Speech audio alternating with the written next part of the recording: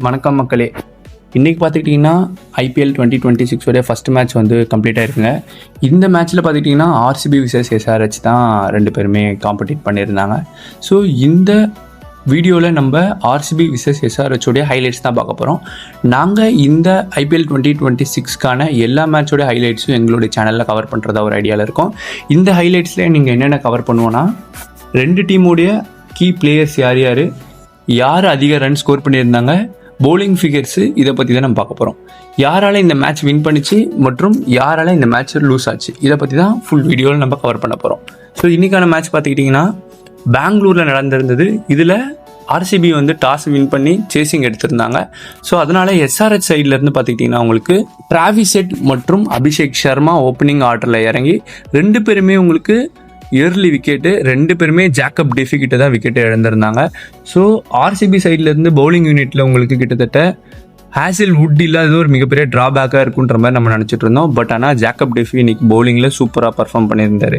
கிட்டத்தட்ட ஜாக்கப் டெஃபி தான் இன்னைக்கான பவுலிங் ஃபிகரில் அவர் தான் டாப் நாச்சு. ஏன்னா கிட்டத்தட்ட 4 ஓவரில் 22 ரன் தான் கொடுத்துருந்தாரு, அதுவும் 3 விக்கெட்டு. அவரோட எக்கனாமி பார்த்துட்டிங்கன்னா 5.50.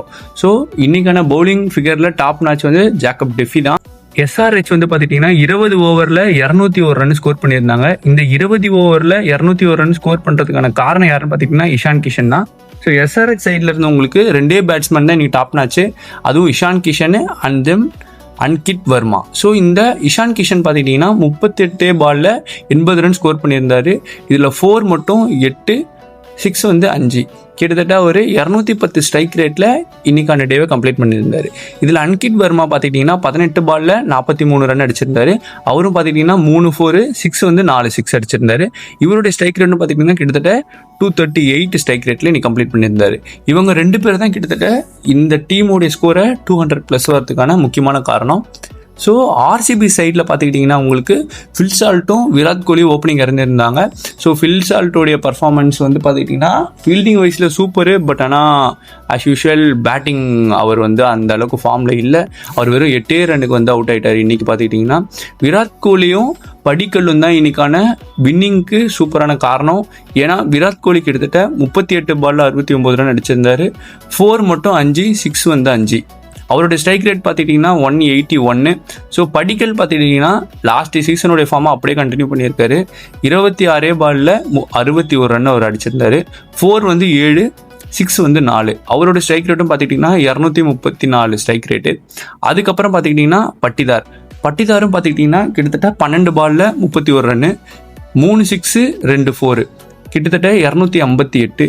பட்டிதார் தான் இன்னைக்கான ஸ்ட்ரைக் ரேட் வைஸில் அதிகம். பட் ஆனால் ஸ்கோர் வைஸில் பார்த்துட்டிங்கன்னா இஷான் கிஷன் தான் அதிகம்.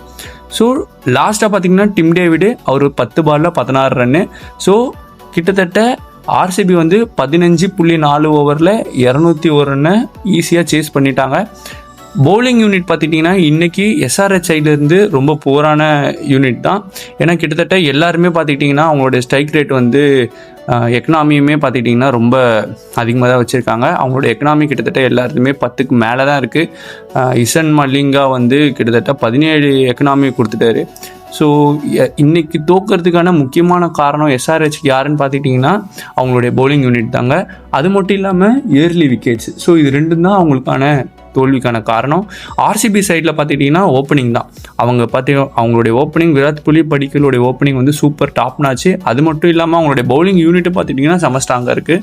ஸோ அவங்களுடைய பவுலிங் யூனிட்டில் பார்த்துக்கிட்டிங்கன்னா இன்றைக்கி டாப் நாச்சு ஜாக்கப் டெஃபி, புவனேஸ்வர் குமாரும் பார்த்துக்கிட்டிங்கன்னா சூப்பரு. பட் ஆனால் ரொமானியா ஷெஃபர்ட் தான் இன்றைக்கி அதிகமாக ரன்ஸ் கொடுத்தால 54 ரன் கொடுத்துருக்காரு கிட்டத்தட்ட. பட் ஆனால் ஒட்டு மொத்தத்தில் ஆர்சிபி இன்னைக்கான பர்ஃபார்மன்ஸ் வந்து டாப் நாச்சு. அவங்க கிட்டத்தட்ட இதனால் அவங்களுடைய ரன் ரேட்டுமே ஏறதுக்கான பாசிபிலிட்டி வந்து சூப்பராக இருக்குது. இந்த மாதிரியான வீடியோஸ் இதுக்கப்புறமே எங்கள் சேனலில் ரெகுலராக வரும்.